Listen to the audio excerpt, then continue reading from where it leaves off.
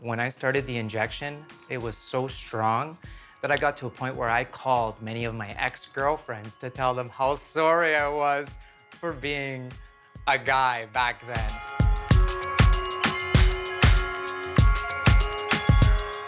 I'm Danica, and I'm a woman. Some will view me as transgender. I don't mind being called a transgender woman, but I know who I am deep down inside, and that's female. I used to have a career. I was a full-time paramedic. So I had no problems giving someone a needle, seeing blood, but when it comes to poking myself, I'm afraid of needles and I don't like pain. But when it comes to balls on men, it's not something that I pay attention to. On myself, I know it's something definitely that doesn't belong. Even though I still feel like a woman like right now, I just think the surgery would just be, I hate saying the finishing touch, but that's how it is.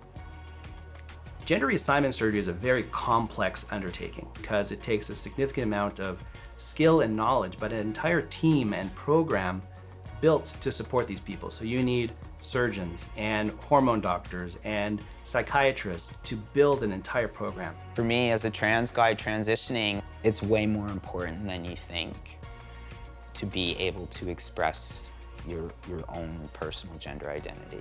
And that a lot of people struggle all their lives suppressing their desire to express their gender identity. Come on, Danny, what do you got? I was in a small northern town.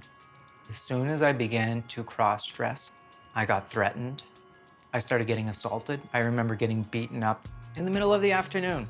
And it was all because two guys thought I was good looking at first, but then when they realized, I guess, that I used to be a guy, it bothered them.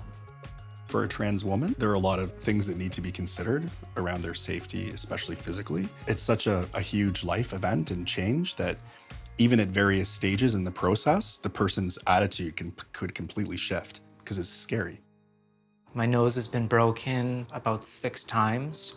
I was too scared to go outside. I was scared to do my groceries. I was scared to do anything. Reaching Toronto and realizing that I had no help, I had no job, money ran out, to the point that I got addicted to drugs. And I was living on the streets. I think about the old me. Had a career, had a family, a beautiful daughter. But once I became Danica, everything changed.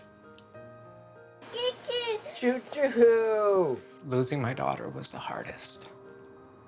I wanted my daughter, but because I was trans, I couldn't have her. I couldn't bear to think of my daughter being alone. So that's what pushed me through, my little girl.